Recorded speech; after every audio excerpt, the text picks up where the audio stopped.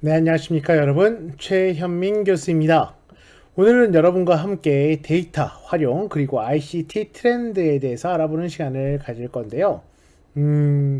어떻게 보면 여러분 이런 생각을 좀 많이 하실 수 있을 것 같아요. 계속 이걸 이렇게까지 알아야 되나? 이 사회의 변화와 흐름에 대해서 이렇게까지 알아야 하는 건가? 라는 생각이 들 수 있을 거라고 충분히 생각을 합니다. 특히 전공에 따라서는 좀 와닿지 않는 경우가 많죠. 특히 이 수업을 듣는 많은 인문사회 계열의 학생들 같은 경우에는 아니 내가 살면 얼마나 산다고 지금 이쪽 분야의 일은 별로 안 할 것 같은데 근데 제가 왜 굳이 이 부분을 이렇게까지 반복을 하면서까지 여러분들께 설명을 드리려고 하냐면요. 여러분이 취업을 하시던 창업을 하시던 간에 이러한 변화의 영역을 제대로 인지를 못하고 있으면 순식간에 도태되어 버리기 때문입니다. 현실에서는. 음, 여러분 지금 이 대학교에서 무언가를 배우고 계시잖아요. 전공에 대한 무언가를 배우고 계시고 가능하면 이 분야의 어떠한 요소를 살려서 직업으로 삼고자 하는 마음이 꽤 클 거라는 걸 알고 있습니다. 그러니까 배우는 거겠죠. 그런데 이렇게 배우는데 이걸 사용을 못하고 전혀 다른 걸 해야 된다? 혹은 이 업계에서 살아남지 못한다? 라는 건 정말 안타까운 일이겠죠. 저희 분야는 그런 게 아니에요. 아니요. 안 그런 분야는 없습니다. 안 그런 분야는 없어요. 예를 들어서 전통 조리과를 한번 예시로 한번 들어볼까요? 여러분? 그냥 분명히 무언가 음식을 만들고 제대로 된 음식을 만들어서 우리가 그 부분에 있어서 유통을 거쳐서 판매를 한다. 어느 케이스든지 간에 이 중에 어떤 일을 하게 될 겁니다, 여러분. 그런데 조금 전에 만든다라는 측면에서 봤을 때요. 손으로 만드는 것도 하나의 방법이 될 수 있지만 자동화된 기계를 통해서 만드는 것도 하나의 방법이 될 수 있습니다. 혼자서 뭔가 그 명인으로서 그렇게 성장하시는 것도 하나의 방법이 될 수 있겠지만 지금 시대는 그러한 선택이 그렇게 많지 않지 않습니까?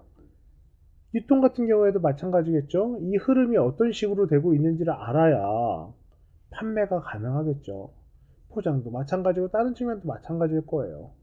근데 그런 것 없이 그냥 내가 지금까지 해왔던 경험 기반으로 그냥 접근을 한다는 건 좀 위험한 선택이 될 수 있습니다. 왜냐하면 여러분의 선택에는 거의 다 기회비용, 그러니까 돈이라든가 시간이라든가 이런 기회비용이 포함될 수밖에 없기 때문이죠.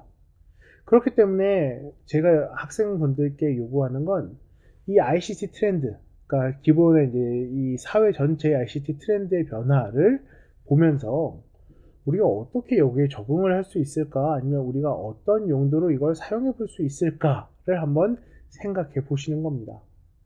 그런 측면 때문에 이걸 이렇게 중요하게 반복을 하고 있는 거고요. 그런 측면에서 이제 오늘 첫 번째로 ICT 트렌드에 대해서 알아보는 시간을 갖도록 하겠습니다.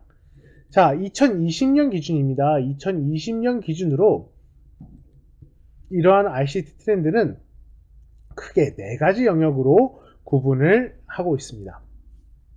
ICT 산업 트렌드, 그 다음에 헬스케어 산업 트렌드, 빅데이터 산업 트렌드, 인공지능 산업 트렌드 이렇게 네 가지 영역으로 나누고 있는데요. 대부분이 이제 여러분들 기존의 강의에서도 제가 많이 말씀을 드렸고 말씀을 안 드리는 부분도 있긴 하지만 이런 것들이 지금 상황에서 창업률이나 취업률이나 성공률을 향상을 위한 분야에 대한 선택이 될 수 있다는 거죠. 그러니까 여러분이 만약에 취업을 할 때도 아니면 어떤 영역에 대해서 창업을 할 때도 가능하면 이쪽 분야와 연관돼 있거나 즉 간접적으로 관련돼 있어야 혁신으로서 혹은 장기적인 유지가 가능하다는 얘기입니다. 이러한 산업들은 대부분 부가가치가 높은 혁신형 기술을 포함하고 있고요. 지식 기반을 전제로 합니다. 좀 세부적으로 한번 가볼까요? ICT 산업 트렌드 같은 경우에는 가장 많이 나오는 게 사물 인터넷입니다. 사물 인터넷. 예를 들어서 우리가 봤을 때 약간 스마트 홈? 약간 이런 거라고 좀 보시면 될 것 같아요. 현실에서 자연스럽게 이 ICT가 적용되는 측면의 인터넷이라든가 다른 측면이라든가 동시다발적으로 일어나는 것들을 사물 인터넷이라고 표현을 하고요. 클라우딩 컴퓨팅 같은 경우에는 이렇게 한번 생각해 보시면 될 것 같은데 혹시 여기 학생분들 클라우드 서비스 받고 있나요? 음, 대표적으로 이렇게 한번 볼 수 있을 것 같아요.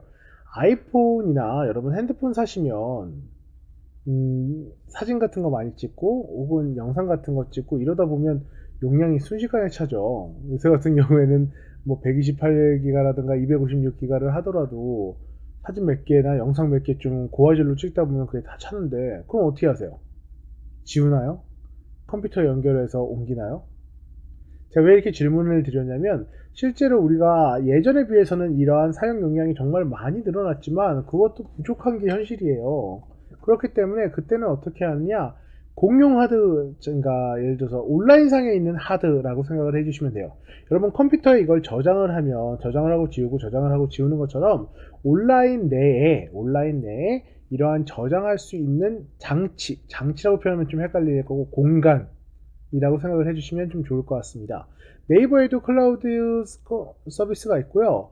아마 아이폰 같은 경우에 애플 클라우드가 있을 거예요. 애플 클라우드는 제가 알기로 뭐 100기가, 월 2,000원에 100기가? 약간 이런 정도로 그 충분한 용량을 주고 있으니까 이런 것들이 바로 이제 업데이트를 해서 아니면 사진을 업로드를 해서 조금 더 원활하게 스마트 기기를 다룰 수 있는 방법이 될 수 있겠죠. 왜냐면 아시다시피 핸드폰 용량이 꽉 차 있으면 잘 느리잖아요. 그러니까 이런 것들이 일상화되어 있다는 겁니다.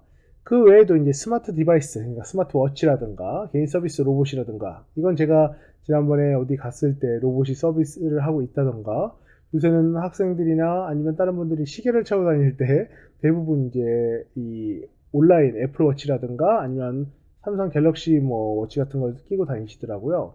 근데 여기에서도 이제 새로운 부분이 나온 게 여기 밑에 있는 헬스케어 산업과도 같이 연결이 되는데, 이 애플워치 같은 경우에는 심전도 기능, 아마 이번에 올해부터는 갤럭시에도 들어가게 될 거예요. 그러니까 되고 있으면 이제 심박수라든가 다이어트 관련된 측면이라든가 아니면 예전에 그 만보기 역할 같은 것도 같이 함으로써 전반적인 생체 리듬이라든가 아니면 건강, 헬스케어와 같이 직간접적으로 연결되어 있는 측면이 나오고 있습니다. 그것 외에도 문자라든가 아니면 다른 측면도 나오게 되죠. 운동할 때 특히 애플워치 같은 경우에 이제 연동해갖고 바로 전화랑도 연결이 되고 따로 전화기를 안 갖고 다녀도 되는 그러한 장점도 있을 거예요. 그거 외에는 지금 보시면 여기 무인 항공기 드론도 나오죠. 드론 같은 경우에는 실제로 많이 활용되고 있는 게 뭐냐면 촬영에 가장 많이 활용이 되죠. 그러니까 촬영과 배송 이 두 가지로 나눠지는데, 배송 같은 경우에는 이미 아마존이나 피자 배달 같은 경우에 드론을 사용해서 직접적으로 하는 경우가 꽤 많이 있고요. 촬영 같은 경우에는 여러분 런닝맨이라든가 현재 예능 다양한 프로그램을 보면 어떻습니까? 실제로 보면 이제 쭉 이제 뒤로 이제 쭉 빠지면서 공중에서 이걸 보는 경우가 있고, 이거 같은 경우에는 아마 패션 쪽 친구들 같은 경우에는 패션쇼를 할 때 그 자료라든가 촬영을 하는 것도 드론을 이용해서 시행이 가능합니다. 자, 다음은 가상현실이에요. 가상현실 같은 경우에는 우리가 이렇게 한번 생각을 해볼까요? 이것도 이제 패션 쪽이랑 직간접적으로 연결이 돼 있을 텐데요. 가상현실 같은 경우에는 이제 가상으로 하는 패션쇼라든가 아니면 본인이 바꿔서 하는 옷을 맞춰 커스터마이징 된 옷을 한번 입혀본다던가, 이런 것들이 하나의 방법이 될 거라고 생각을 합니다.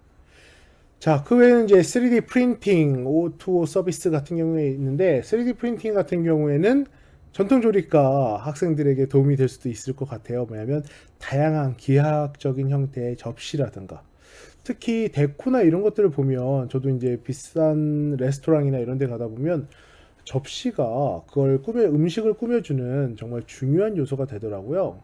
근데 분명히 싼 것도 있어요. 그러니까 다이소만 가더라도 우리 500원, 1000원짜리 접시도 있으니까. 그런데 만약에 진짜 전통 조립가로서 창업이라든가 아니면 레스토랑 창업이라든가 이런 걸 하실 때는 직접적으로 만드시는 것도 가능하다라는 거죠. 워낙에 다양한 형태의 기하학적인 형태의 접시도 제공이 되는 거니까요.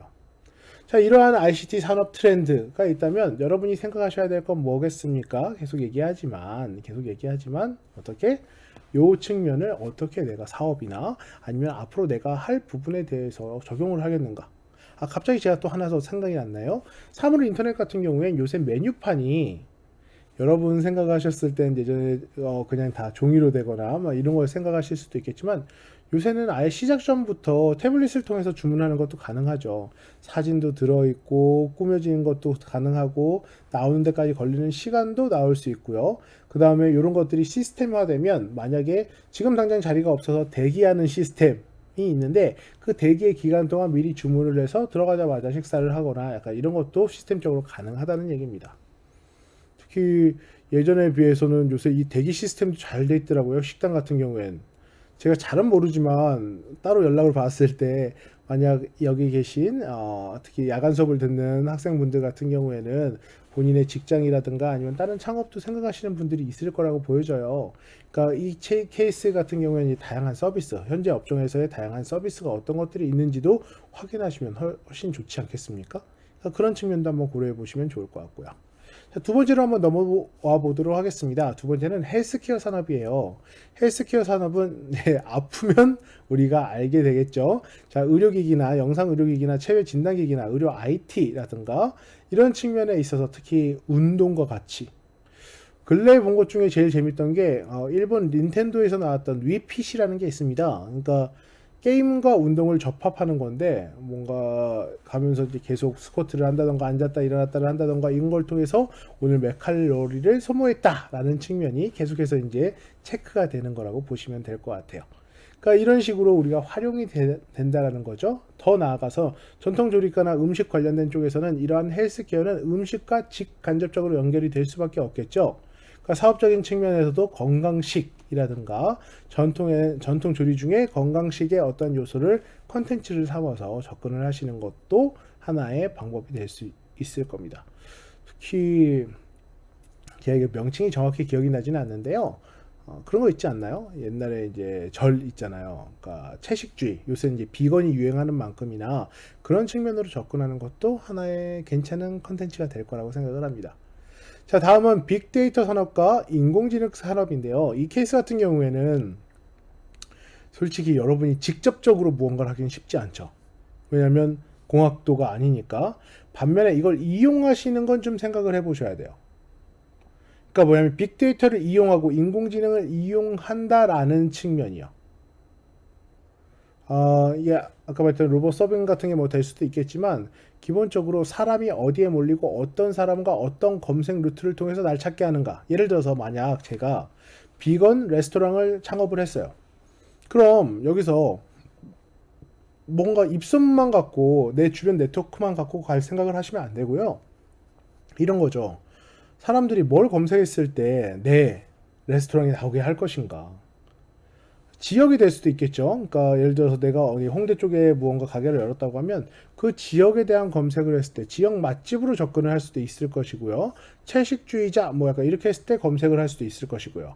가장 간단한 측면이 뭐 네이버 키워드 검색 같은 거 아니겠습니까? 여러분이 뭔가 궁금할 때 구글이나 네이버를 이용하시는 것처럼 그럼 여러분이 그 설정을 고려를 해 주셔야 된다는 거예요. 뭘 기반으로? 빅데이터를 기반으로요.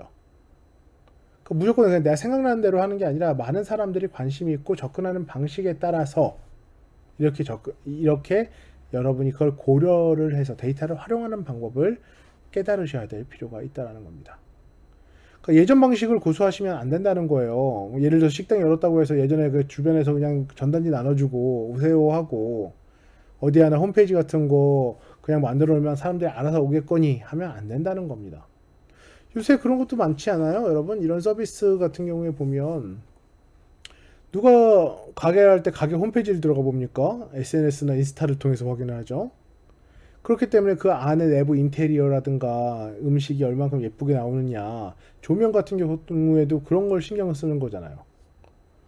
식당에서 여러분 그러니까 형광등 안 쓰잖아요. 약간 그게 왜 그러는지 한번 생각을 해보셔야 돼요.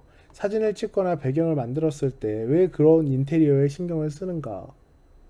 지금은 소셜미디어 사회이기 때문에 그런 것들이 식당 선택의 중요한 요소가 되는데 반면에 예를 들어서 한 50대, 60대 분들이 가시는 막창집 같은 경우에는 그런 인테리어 별로 신경 안 쓰지 않습니까? 그러니까 각각에 대해서 내가 어떤 고객을 타겟팅하고 그 고객에게 어떻게 홍보를 하고 그걸 위해서 어떻게 인테리어 같은 걸 꾸민다라는 건 이러한 빅데이터 산업을 기반으로 내가 판단을 하셔야 된다는 거죠. 그냥 내 멋대로 하는 뇌피셜이 아니라요. 그러니까 그런 걸 생각을 해주셔야 된다는 겁니다. 인공지능이야 여러분 직접적으로 연결된 부분이 아니니까 조금 이제 제가 넘어가도록 하겠습니다. 자 이렇게 제가 지금 여러분이 여기서 느끼셔야 될 건 약간 이거예요. 수많은 부분에 있어서 얘기를 했잖아요. 어떻게든 직간접적으로 다 연결이 돼 있다니까요. 아, 내가 나만의 섬에서 그냥 혼자 만족하면서 할 거면 당연히 연관이 안 돼 있겠죠, 현실에선. 그런데 실제로 봤을 때는 지금 변하는 시대가 여러분이 패션 학과든 사회복지학과든 아니면 인문사회의 어떤 학과든 조리학과, 전통 조리학과든 간에 어떻게든 연결이 될 수밖에 없다라는 겁니다. 그런 측면에서 여러분이 좀 생각을 해주셨으면 좋겠다라는 개인적인 의견이 있고요.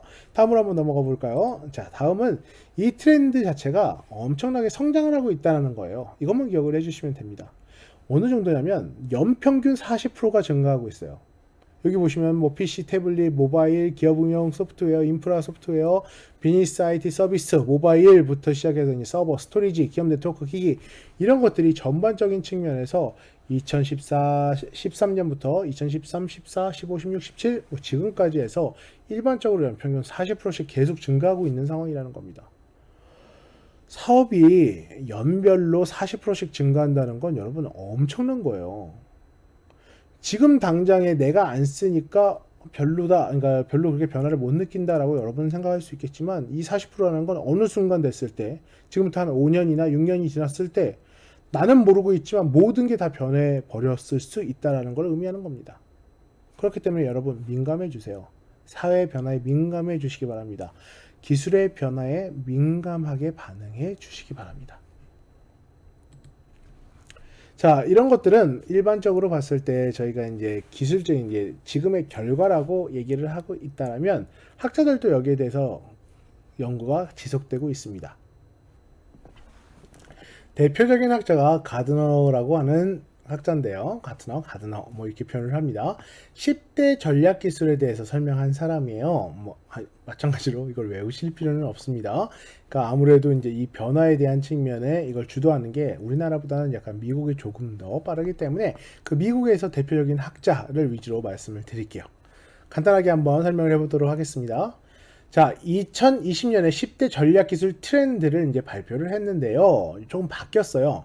기존에는 이제 약간 지능화, 디지털, 융합화 이 말 많이 들어보셨죠? 4차 산업혁명 하면서 이 말 많이 들어보셨을 거라고 생각을 합니다. 근데 2020년이 딱 됐을 때 어떻게 변했냐면요. 두 가지로 나눠졌는데 사람 중심과 그 다음에 스마트 공간 이 두 가지의 핵심 주제를 갖고 설명을 했습니다.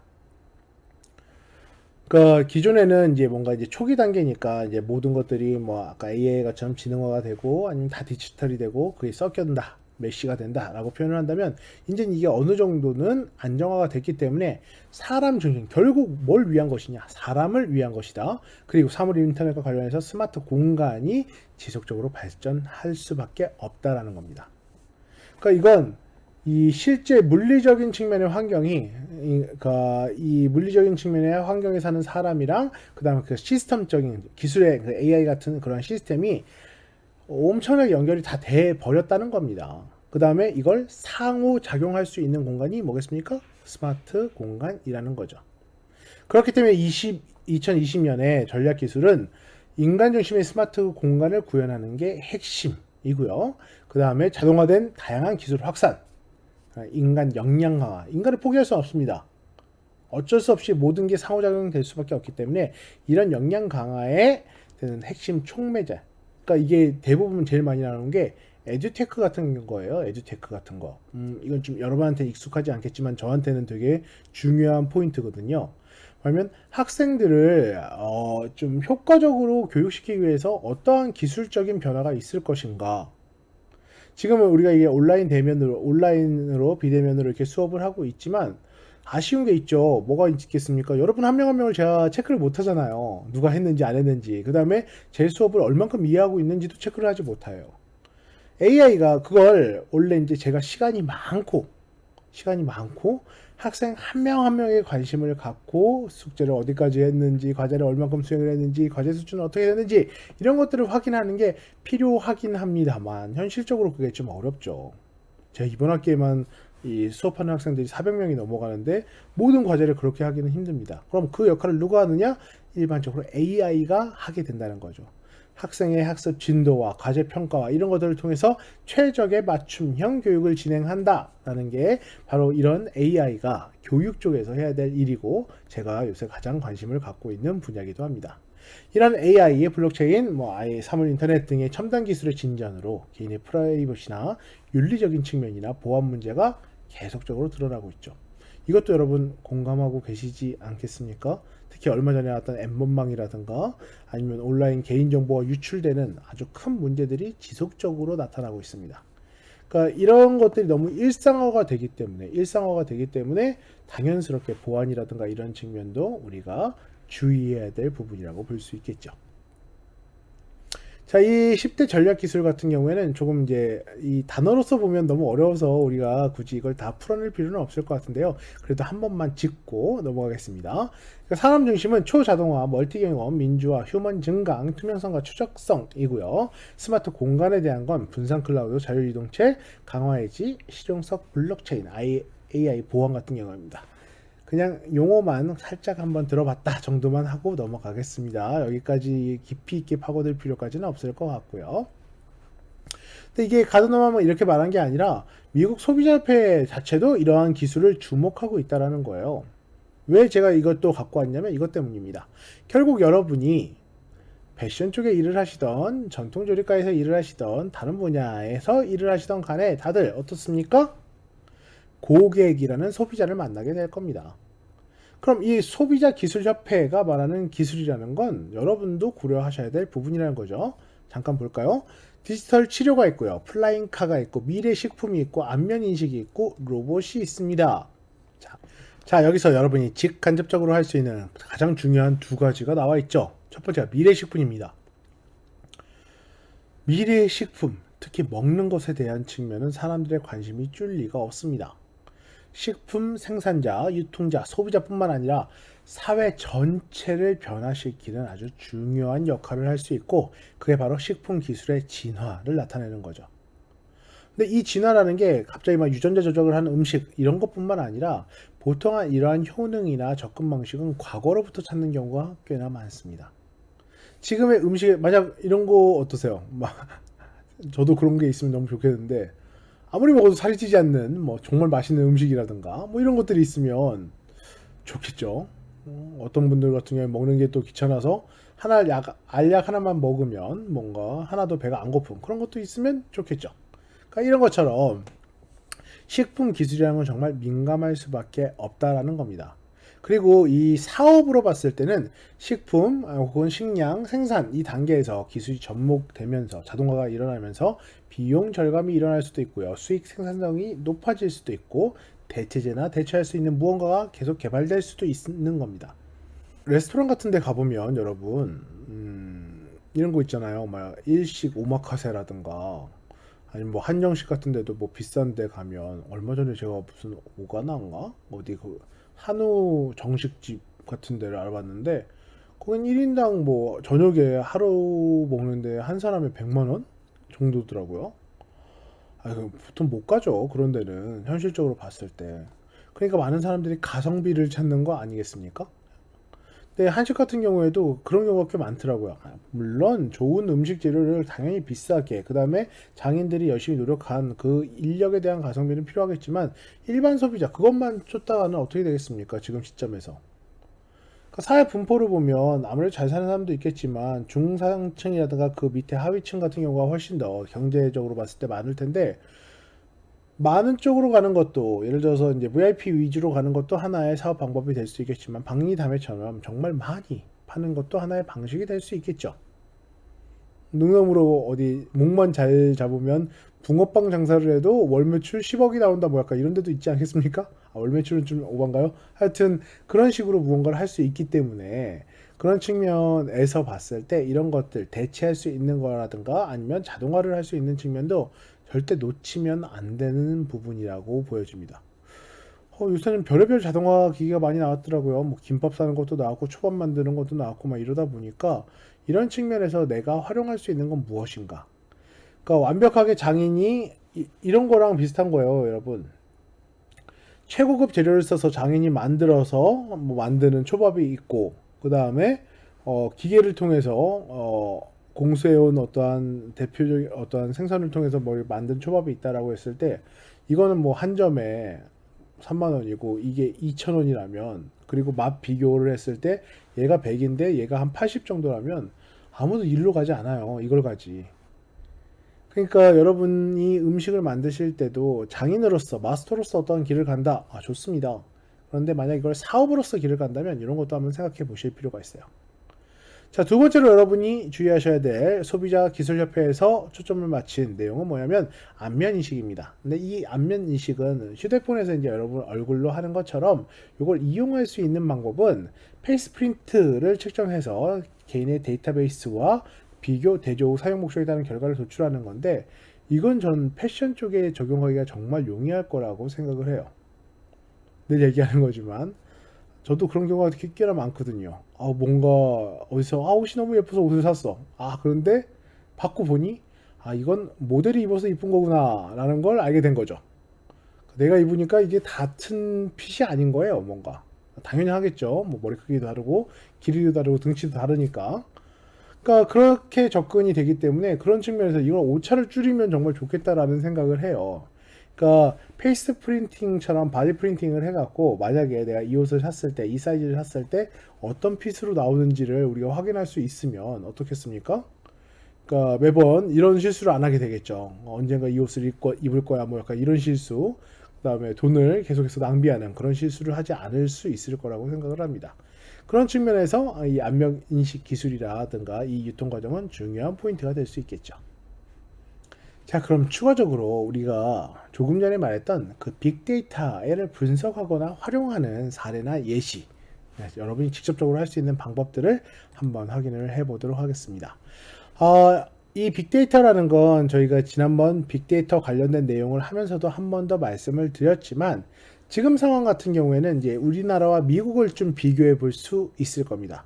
옆에 있는 표를 보시면 자 보세요. 비즈니스 패러다임 자체가 바뀌었죠. 이게 음식이 됐던 아니면 옷이 됐던 간에 처음에는 대량 생산 위주로 갔다가 품질과 다양성이 나오게 됐고 판매 가격이 나오게 됐고 홍보 마케팅이 중요성이 나타나게 됐고 지금은 그게 소셜과 디지털까지 오게 되었습니다. 조금 더 약간 구체적으로 한번 볼까요?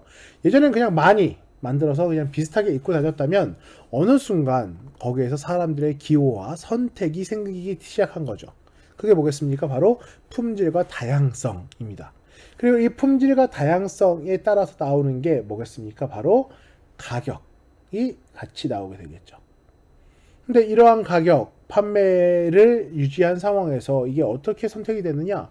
대부분의 사람들은 어떻게 이제 홍보라든가 마케팅이라든가 다양한 접근 방법을 통해서 이 측면이 나왔다면 지금 현재는 이걸 소셜 디지털화 측면을 활용하는 측면으로 나타나고 있는 상황이라는 겁니다.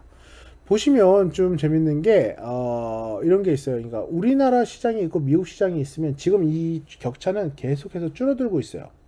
예전에는 한 40년 정도 차이가 났었는데 지금은 이제 거의 비슷할 정도로 같이 오고 있습니다. 우선 그것부터 이제 기억을 해 주시면 좋을 것 같고요. 자, 그래서 이런 부분이 도입기, 성장기, 성숙기, 쇠퇴기를 거쳐서 지금 같은 경우는 이제 쇠퇴기로 오고 있는 거죠. 순이익 자체는 줄어들고 있고 매출 자체도 줄어드는 상황인 겁니다. 인구가 늘어났으니까 지금 성숙기 같은 경우에 계속 올라가는 시장은 있었을 거예요. 이미 그때는 포화가 된 상황이었고 지금 같은 경우엔 경제 부익부, 빈익빈이 나눠지기 때문에 상대적인 측면에서 이 부분이 차이가 많이 날 수밖에 없겠죠. 자, 여기에 이제 여러분이 좀 인식을 하셔야 될 건 이런 거예요. 다른 쪽에 무언가가 나타나고 있다는 겁니다. 다른 쪽에 비즈니스 패러다임에서 기존에는 생각하지 못했던 아마존이라든가 넷플릭스라든가 구글이라든가 페이팔이라든가 이런 것들이 나오고 있고요. 반면에 오프라인 매장 같은 경우에는 거의 다 이제 조금씩 줄어드는 추세입니다. 여러분, 저는 요새 이제 쇼핑할 때 예전에는 뭐 코스트코나 아니면 이마트나 뭐 이런 데를 직접 가서 이제 보고 고르는 경우가 많았는데 얼마 전에 그 마켓컬리 새벽 배송을 한번 해본 다음부터는 그게 너무 편하더라고요. 11시 전에만 주문하면 가격이 조금 더 비싸긴 하죠. 그런데 왔다 갔다 하는 수고라든가 아니면 또 쿠폰을 몇 개 또 이렇게 하면 가격도 싸게 할 수 있어요. 그러니까 그런 것들을 다 고려했을 때는 좀 자동화된 시스템 혹은 서비스를 이제 유통망에서 이제 데이터를 이용하는 시스템이 꽤나 확대가 될 거라고 생각을 하고 그 측면에서 재밌게 이용을 하고 있습니다. 실제로 도움이 많이 되고 있다라는 거죠. 자, 그런 측면에서 이제 조금 전에 말했듯이 이 데이터 분석도 변화하고 있다라는 겁니다. 이 비즈니스 패러다임이 변하는 만큼이나 데이터 분석도 변하고 있는데요. 예전에는 이제 세부나 하나하나 이제 고객 한 명 한 명을 봤다면 이제 예측을 하게 되는 거죠. 이 사람이 이런 패턴을 할 것이다. 그게 예측이 되면서 개인화에 대한 중심이 됐고요. 예측이 된다는 건 집단을 예측하는 건데 이제 그것보다도 더 많은 개성과 다양성이 나오니까 이제 개인화가 이루어지는 것이고 그걸 개인화를 판단하는 요소가 디지털화, 소셜화 같은 것들이 이렇게 계속해서 확대되고 있다는 것, 요거 정도만 기억을 해주시면 되겠습니다. 자, 그래서 우리가 알아야 될 것은 무엇인가? 실제 여러분들이 하는 경쟁력과 마케팅 분야에서, 판매와 마케팅 분야에서 빅데이터 활용이 직접적으로 연관이 맺어져 있다는 겁니다. 고객을 유지하고 신규 고객을 확보하고 신사업을 만들어내고 홍보 활동을 하는데 지금 현재는 빅데이터가 필수적이고 활용 가치가 매우 높다라는 거죠. 조사 결과에도 이렇게 나오지 않습니까? 보시면 판매 마케팅, 그러니까 다른 쪽보다 빅데이터를 통해서 가장 많은 영향을 미치고 있는 게 뭐냐? 판매와 마케팅도 있고요. 관리와 운영도 적지 않아요, 여러분. 요새 제가 얼마 전에 광고에서 봤던 무슨 경리나라? 약간 어떤 프로그램이 있는데 예전에는 회계에 한 명의 인원이 그 격리 업무를 다 담당해서 했어야 된다면 요새는 서비스로서 아예 서비스처럼 이 측면이 그냥 구현이 되는 경우도 꽤 많더라고요. 그런데 그럼에도 불구하고 전반적인 측면에 봤을 때 브랜드 관리, 뭐 고객 서비스 여러 가지 다 빅데이터를 기반으로 하지만 그 중에서도 판매와 마케팅이 핵심적이라는 것. 그럼 여러분들도 이 측면에서 내가 고객 유지를 할 때, 기존에 있는 고객 유지를 할 때, 신사업을 창출할 때, 신규 고객을 만들어낼 때, 홍보 활동을 할 때 이 빅데이터를 활용할 방법을 고민해 보셔야 된다는 걸 의미하는 겁니다. 자, 여기는 이제 기업 데이터가 어떤 식으로 활용되는지에 대한 측면인데요. 이걸 지금 저희가 하나하나 다 설명하기보다는 중요한 부분 위주로만 간단하게 설명을 해 드릴게요. 자, 이제 기업 데이터가 처음 단계에서는 약간 이건 예전 얘기예요. 지금 얘기랑은 다르게 한 80년대, 90년대 얘기라고 보시면 돼요. 그러니까 2단계부터 보겠습니다. 1단계는 너무 옛날이니까 생산 성과를 높이기 위해서 노력을 하고 고립된 프로젝트를 하게 되고 고객 경험에 대한 개념이 없고요. 협력이나 이런 건 뭐랄까요? 좀 편협적이라고 해야 될까요? 프로세스가 이제 초기 자동화 시기이기 때문에 이런 협력도 많이 발전한 시점이라고 볼 수 없습니다. 반면에 이게 3, 4, 5단계 지금 같은 경우에는 지금 우리는 4단계에 있고 미국은 5단계에 있다라고 표현을 하고 있어요. 우리나라는 전사 내부가 통합되어 있고 통합된 CRM 프로그램을 보통 사용하고 있습니다. 어떻게 보면 이건 이제 여러분이 지금 오픈했던 기업이나 이런 것과는 다르게 좀 약간 중소기업, 좀 중대형 기업의 위치라고 보시면 될 것 같아요. 자, 영역별로 연결된 비즈니스 이해하고 집중이 되고 있고 고객 중심, 분야별, 영역별 재구조 조정이 일어나고 있습니다. 그러니까 전사 수준에서 가치가 최적화가 되고 있는 상황이고 여러분이 여기에서 이제 기억을 하셔야 될 건 우리가 선진국을 따라간다라고 표현을 하잖아요. 그럼 어떤 식으로 변해갈지에 대한 측면을 인식을 하는 게 우리가 트렌드와 활용에 대해서 고민할 수 있는 영역이라는 거죠. 그럼 어떻게 변할 것인가? 지금 미국 쪽을 한번 보면서 찾아보면 되겠죠? 연결된 가치가 부여되고 협력하는 가치가 인식되고 목표 연합적 협력이라는 겁니다. 그러니까 지금 같은 경우에 이제 콜라보 같은 거라고 생각을 해주시면 될 것 같아요. 최적화 프로세스를 하고 기업에서 이제 기업 하는 거 안에서만 이제 움직이는 게 아니라 기업을 넘어선 인사이트, 정보 공유, 외부 데이터. 지금 같은 경우에 우리가 정부에서 어떤 정책을 내면 어떻습니까? 대부분 그 정책을 기업과 같이 연동해서 하는 것과 유사하다라고 보시면 될 것 같아요. 그러니까 기업 자체가 사회적인 역할을 훨씬 더 직접적으로 한다라고 생각을 해주시면 되고 이 대표적인 예시가 뭐겠습니까? 이번 코로나 사태에서 일개 기업이 진단 키트부터 시작해서 이런 걸 정부의 연합 속에서 만들어낸다라는 게 하나의 훌륭한 사례라고 볼 수 있겠죠. 그러니까 시대의 변화 흐름을 우리가 인식할 필요가 있다는 겁니다. 자, 마지막으로 이러한 협력 모델 같은 경우에는 특히 데이터 관리, 정보에 대한 거버넌스라는 건 정부와의 연합입니다. 기업 간의 연대 협력 모델, IT 주도적 모델 이런 것들이 있는데요.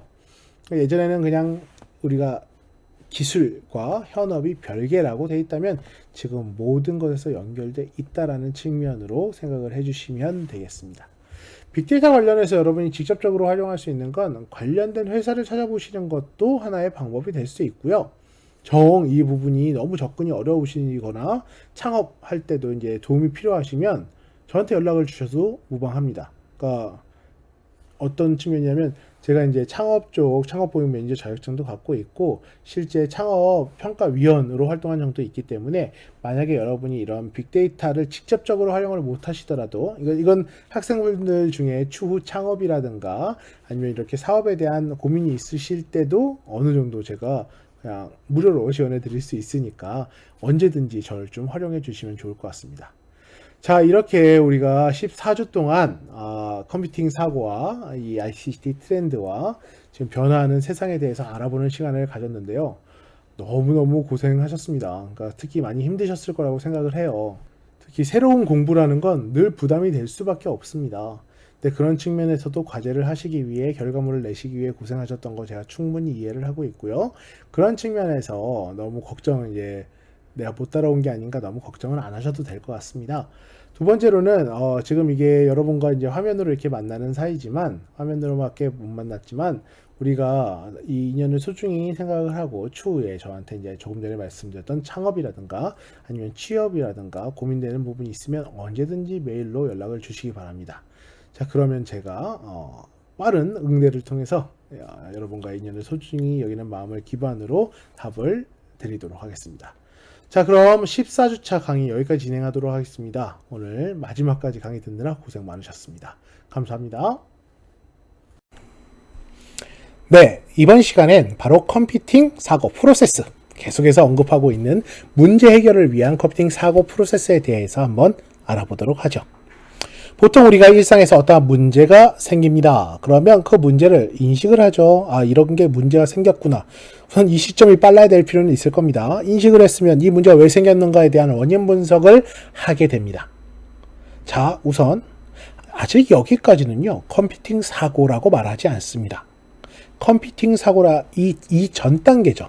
문제를 인식하고 원인을 분석한다는 건 사고 전 단계예요.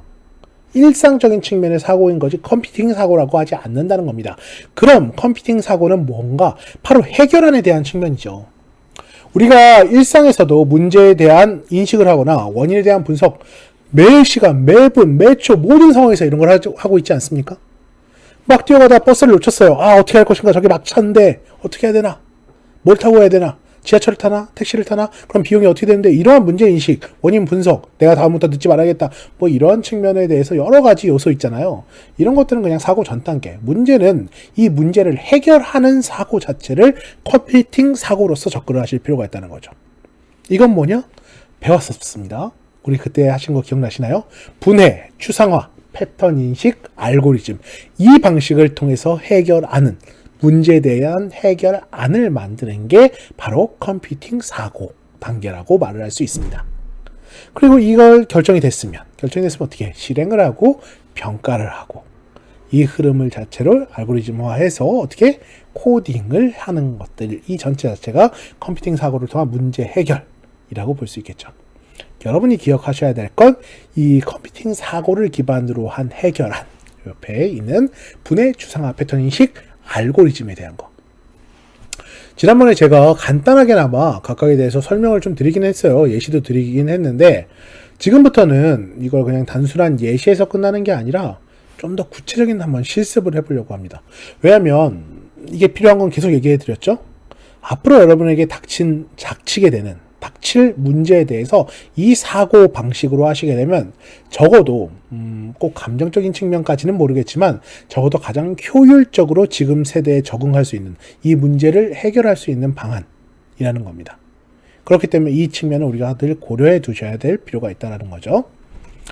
오늘은 이 중에서 한 단계씩 가볼 겁니다. 저희가 이제 이걸 하루 만에 다 하는 건 좀 무리가 있기 때문에요. 한 단계씩 한번 가보도록 하겠습니다. 그 중에 오늘 해볼 건 바로 분해입니다. 분해. 자, 분해입니다.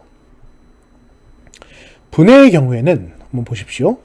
주어진 복잡한 문제를 해결하기 위하여 작은 문제로 쪼개는 것, 분해하는 것. 흔히 말하는 우리가 로직 트리, 그러니까 논리적인 나무, 그러니까 마인드맵처럼 보이기도 하고 구분하는 거라고 생각을 해주실 수도 있습니다. 주요 과제가 있으면, 주요 문제가 있으면 그걸 쪼개는 거죠. 원인으로 쪼개고 또 근본 원인으로 쪼개고 각각에 대한 해결 과제로서 만들어가는 그 로직 트리를 만드는 과정을 분해라고 할 수 있습니다. 이 과정 자체는 논리적 사고력, 그러니까 어떤 이 문제 해결이라는 게 거의 다 복합적이잖아요. 지금 시대에 나오는 대부분의 문제는 그냥 단순히 뭐 1 플러스 1이 아니라 여러 개가 복합돼서 나오는 문제라는 거죠. 그러니까 이런 측면에서 논리적 사고력을 개발할 수도 있고요. 핵심 개념을 분류시키, 연역적으로 어느 게 앞서거나 뒤서거나 약간 이런 측면에 있어서 연역적으로 분류시키기 위한 방법이기도 합니다. 특히 머리에서 논리적으로 구조화하는 방법이기 때문에 보통 우리가 이런 인식을 할 때 수학적인 측면의 논리적 사고라든가 뭐 이런 것들이 익숙한 사람들과 아닌 사람들, 특히 이제 공학 쪽에 있는 친구들 같은 경우에는 이런 것들이 좀 익숙하지만 지금 이 수업을 듣는 인문사회 계열 학생들 같은 경우에는 약간은 이 측면 자체가 그냥 익숙한 패턴으로서 가는 측면이 아닌 거죠. 그렇기 때문에 이걸 한번 해보실 필요가 있다는 겁니다. 특히 이거 좀 중요한데, 분해에서 많이 놓치시는 게 빠뜨려요. 특히 인문사회 계열 친구들 같은 경우에 이제 구조화를 딱 하거나 뭐 이런 걸 했을 때 분명히 논리적으로 딱딱딱 A, B, C, D부터 Z까지가 가야 되는데 중간에 이제 하고 싶은 거에 대한 측면은 좀 더 디테일하게 가고 하기 싫거나 부정적인 측면은 좀 이렇게 빼버리면서 이게 전체 합이 안 맞는다고 해야 될까요? 이런 경우가 좀 많기 때문에 이런 것들을 꼼꼼하게 로직 트리로서 구성하는 방식, 이걸 바로 커팅 사고에서 이제 분해라는 측면이라고 보실 수 있겠습니다. 자, 그런 측면에서 봤을 때 우리가 분해를 그냥 이렇게 말로만 설명하는 게 아니라 한번 실습을 통해서 우리가 한번 생각을 해볼 필요가 있을 것 같아요. 실습을. 옆에 있는 내용을 한번 살펴볼까요, 여러분? 한번 보겠습니다. 자, 읽어볼게요. 철수와 영희는 대학교 1학년 학생입니다. 철수와 영희 제가 적어놓았지만 정말 옛날 사람들이군요. 네, 철수는 다음날 제출해야 될 과제가 3개가 있습니다. A, B, C가 있고 영희는 다음날 제출해야 될 과제가 2개, B, C가 있습니다. 철수와 영희는 2개의 과제가 같은 과제입니다. 철수와 영희는 같은 과제 2개를 협력해서 풀려고 합니다. 현재 시간은 오후 2시. 철수는 3시부터 10시까지 시간제 아르바이트가 있고 영희는 오후 8시부터 10시까지 선약이 있습니다. 저녁 식사 시간은 6시부터 7시까지이며 이 시간은 과제를 풀 수 없습니다. 두 학생 모두 12시에는 잠을 자야 합니다. 1시간 과제를 푸는데 걸리는 시간은 협력할 경우에는 1시간 30분, 개인이 각각 풀 때는 2시간이 소모가 됩니다. 이 두 학생은 과연 잘 협력해서 다음날 무사히 과제를 제출할 수 있을까요? 있다면 철수와 영희는 각각 어떤 방식으로 시간 관리를 하게 될 것이며 없다면 어떤 이유로 할 수 없게 되는 것일까? 철수와 영희의 관점에서 시간대별로 할 일을 분할해서 정리해 보는 게 첫 번째 실습입니다. 자, 이것만 해도 여러분 우리가 좀 힘들죠? 뭔가 여러분 이게 뭔 소리야? 익숙하지 않습니다. 아마 이 측면에 제가 얘기를 할 때 이러신 분 계신가요? 얘기를 듣자마자 뭔가를 적고 계신 분?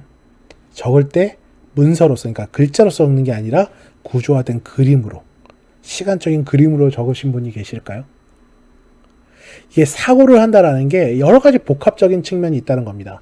단순히 그냥 2개를 하면 된다, 안 된다 아니에요.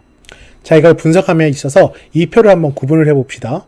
우선 구조화한다는 측면에서 철수와 영희에 대한 프리한 시간부터 한번 생각을 해보도록 하겠습니다. 시간을 이제 올해 2시부터 12시까지의 시간을 구분을 해서 프리한 시간과 개별 시간을 이렇게 구조화, 옆에 있는 그림처럼 구조화를 시켜봤습니다.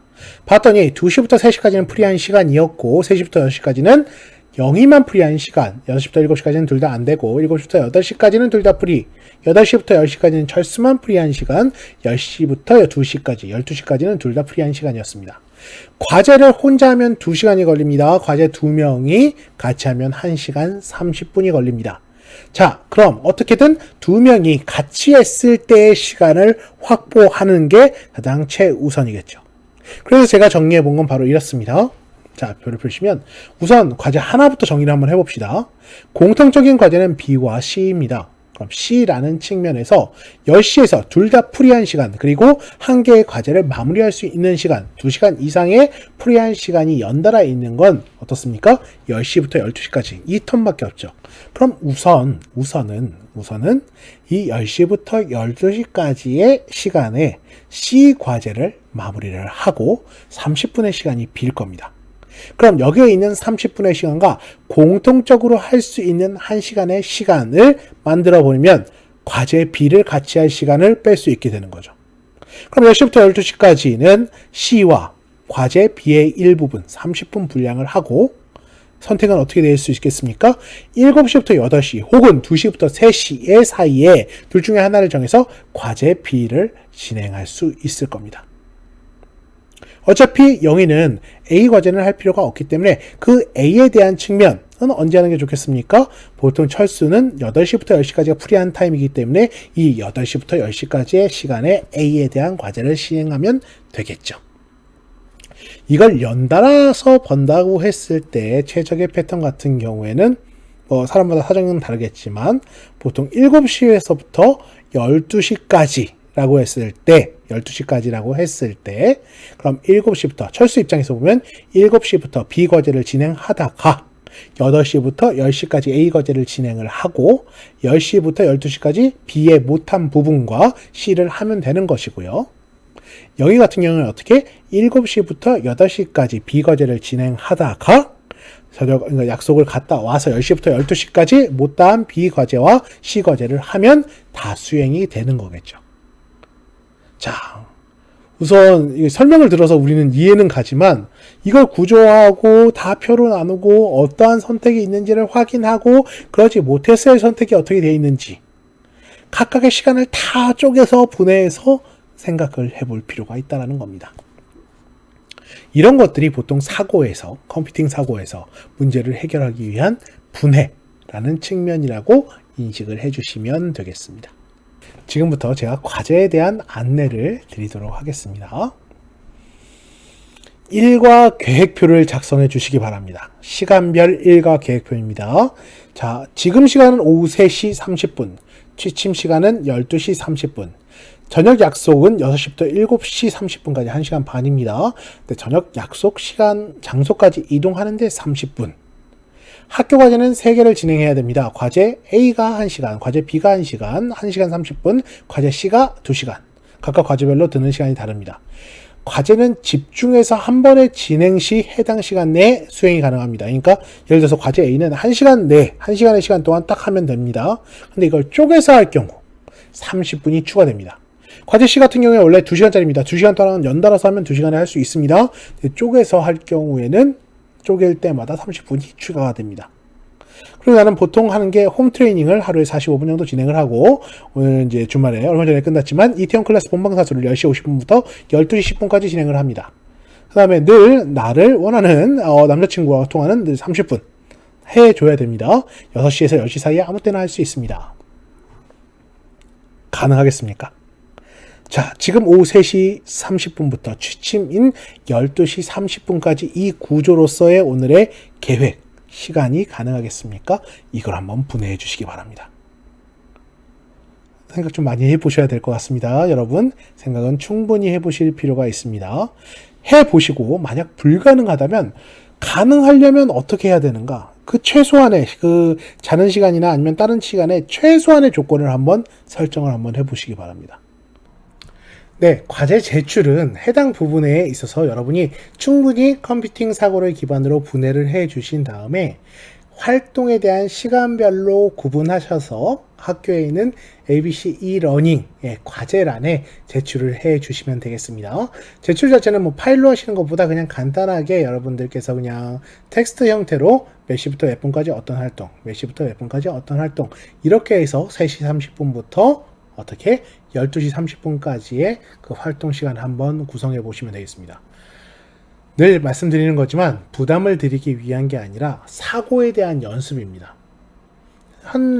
두세 번 한번 연습을 해보신 다음에 이게 불가능하다. 그러면 그냥 여러분들께서 어떻게 하면 그럼 이걸 무조건 좀 편하게 구조화할 수 있을까를 한번 생각해 보시고 그 조건만 말씀해 주셔도 되겠습니다. 자, 계속해서 말씀드립니다. 이것들이 이러한 사고 방식이 지금 우리가 살아가는데 절대적으로 필요한가? 우리는 지금까지 이러한 사고를 하지 않더라도 충분히 잘 살아왔습니다.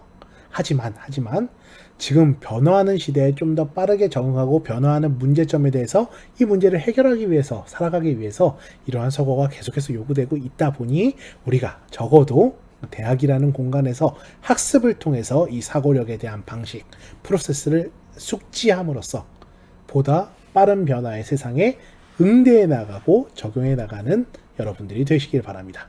그럼 3차 수업 여기까지 진행을 하도록 하고요. 과제 어려우시겠지만 한번 시도를 해 주시기 바랍니다. 과제의 제출은 좀 전에 말씀드렸듯이 ABC e-러닝을 통해서 제출해 주시기 바랍니다. 언제든지 질문이 있으시면 온라인으로 질문을 해주시면 제가 친절히 응대를 해드리도록 하겠습니다. 자, 그럼 3주차 교육 여기까지 하도록 하겠습니다. 감사합니다.